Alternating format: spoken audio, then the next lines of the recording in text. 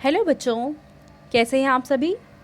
चलिए इस वीडियो में हम समझेंगे कक्षा 4 की वर्कशीट नंबर 66A, जो कि 9 सितंबर 2021 की वर्कशीट है और आज का विषय है बेटा हिंदी। यहाँ आप अपना नाम लिखेंगे और यहाँ आप अपनी टीचर का नाम लिखेंगे। नमस्ते प्यारे बच्चों, आशा करते हैं कि आप सभी स्वस्थ और खुश होंगे। आपने अब तक की सभी कार्यपत्रिकाओं को अच्छे से किया होगा। आइए आगे बढ़ने से पहले जांच लेते हैं कि इस पाठ के माध्यम से आपने और हमने क्या क्या सीखा। तो देखते हैं, रिवाइज करते हैं और एक तरह से हमारा टेस्ट हो जाएगा कि अभी तक हमने क्या क्या सीखा है। पहला प्रश्न है, निम्नलिखित प्रश्नों के उत्तर के लिए सही विकल्प चुनकर गोला लगाइए। तो यहाँ पे देखो हमें 5 प्रश्न दे रखे हैं, इन सभी के ऑप्शन भी दे रखे हैं और सही विकल्प पर हमें गोला लगाना है। पहला है, झूठ बोलने को किसने कहा था तुमसे। पाठ दोस्त की पोशाक में यह वाक्य किसने कहा। तो ये कहा था जमाल साहब ने। दूसरा है, रोहन मीठे अमरूद खा रहा है, इस वाक्य में विशेषण शब्द पहचानिए। तो विशेषण होता है जो किसी संज्ञा या सर्वनाम की विशेषता बताए। तो इस वाक्य में कोई ऐसा शब्द जो किसी दूसरे संज्ञा या सर्वनाम की विशेषता बता रहा है वो है मीठे। तो यहाँ पे हम गोला लगा देंगे मीठे पे। तीसरा है, नीचे दिए गए शब्द की सही वर्तनी क्या है। तो गर्मजोशी लिखने का सही तरीका है ये। ठीक है, वर्तनी का मतलब होता है सही प्रकार से लिखा गया होना। चौथा है, नसरुद्दीन को उनका दोस्त कितने लोगों से जो नसरुद्दीन है और उनके दोस्त है वो कुल मिलाकर कितने लोगों से मिले थे। तो वो मिले थे 3 लोगों से।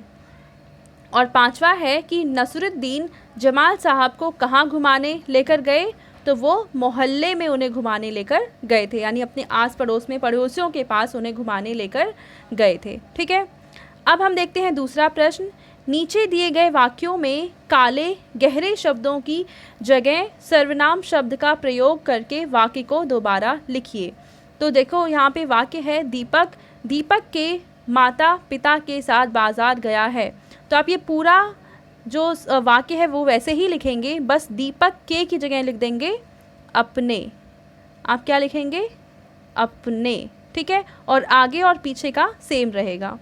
खा है, रेनू की माँ ने रेनू को गुड़िया दी। तो यहाँ पे भी आप पूरा वाक्य सेम लिखेंगे, बस रेनू को की जगह लिख देंगे उसको। यहाँ पे आप लिख देंगे उसको। ठीक है, तीसरा प्रश्न अब हमें दे रखा है कि बच्चों निम्नलिखित प्रश्नों में सही वर्ण के नीचे उपयुक्त स्थान पर नुक्ता लगाइए। तो नुक्ता हम लगाते हैं, हमने पढ़ा था नुक्ता के बारे में, पहले भी हम पढ़ चुके हैं।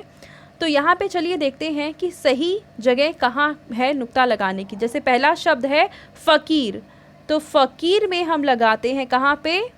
फ़ा के नीचे। फ़ा के नीचे हम लगा देंगे नुक्ता। ठीक है, इसके बाद हम देखते हैं दूसरा जो शब्द है वो है ज़मीन। तो ज़मीन में हम कहाँ पे लगाएंगे? ज़ के नीचे। मतलब ये है, अभी लिखा है ये ज़मीन, अगर हम जा के नीचे नुक्ता लगा देते हैं तो ये बन जाएगा ज़मीन। उसके बाद अगला जो शब्द है वो है साफ़। तो साफ़ हम ऐसे लिखते हैं, फ़ा के नीचे हम यहाँ पे नुक्ता लगा देंगे। ठीक है, अब उसके बाद अगला जो शब्द है वो है जुल्म। तो जुल्म ऐसे ही लिख के जा के नीचे हम नुक्ता लगा देंगे। ठीक है, यहाँ पे। उसके बाद अगला जो शब्द है वो है मंजिल। तो यहाँ पे भी हम क्या करेंगे? जा के नीचे नुक्ता लगा देंगे और ये बन जाएगा मंजिल। ठीक है, इसके बाद देखिए चौथा प्रश्न दिया हुआ है कि नीचे दिए गए प्रश्नों के उत्तर अपनी कॉपी में लिखिए। तो यहाँ पे 2 प्रश्न दे रखे हैं और इनके उत्तर हमें अपनी कॉपी में लिखना है। पहला प्रश्न है, जमाल साहब अपने मामूली से कपड़ों में घूमने क्यों नहीं जाना चाहते थे। तो हमने पाठ में पढ़ा कि जमाल साहब अपने मामूली से आम से कपड़ों में कहीं भी बाहर घूमना नहीं चाहते थे। तो चलिए देखते हैं कि वो ऐसा क्यों नहीं चाहते थे। तो इसका उत्तर आप लिखेंगे कि जमाल साहब अपने मामूली से कपड़ों में इसलिए नहीं घूमने जाना चाहते थे क्योंकि उन्हें लगता था कि यदि लोग उन्हें देखेंगे तो बोलेंगे जमाल साहब बहुत गरीब हैं। तो उन्हें ऐसा लगता था कि अगर लोग उन्हें देखेंगे इन कपड़ों में जो साधारण से, थे तो उन्हें ऐसा लगेगा कि जमाल साहब बहुत ज़्यादा गरीब हैं और इसीलिए वो इन कपड़ों में बाहर घूमने नहीं जाना चाहते थे। अब हम देखते हैं अगला प्रश्न। तो देखिए इस प्रश्न में हमसे पूछा हुआ है, बन ठन कर दोनों घूमने निकले, आप बन ठन कर कहाँ कहाँ घूमने जाते हो, उन जगहों के नाम लिखिए। तो आप अच्छे से तैयार होकर जहाँ जहाँ भी घूमने जाते हो तो उन जगहों के नाम आप यहाँ पे लिख देंगे, ठीक है। उसके बाद आपके पेरेंट्स के लिए सजेशन है कि बच्चों को बताइए कि परिस्थितियाँ चाहे कैसी भी हों, हमें कभी भी हिम्मत नहीं हारनी चाहिए और हर मुसीबत का सामना धैर्य से करना चाहिए। तो बच्चों ये ज़रूरी है कि हम कभी भी हिम्मत ना हारें और कैसी भी परिस्थिति हो, हर परिस्थिति का, हर सिचुएशन का हमें डट कर सामना करना चाहिए। तो ये थी आज की हमारी हिंदी की वर्कशीट। आई होप आपको ये वर्कशीट अच्छे से समझ में आ चुकी होगी। एंड अगर आपको ये वीडियो पसंद आई है तो उसको लाइक करें, अपने दोस्तों के साथ शेयर करें और इस चैनल को सब्सक्राइब करें। Thank you.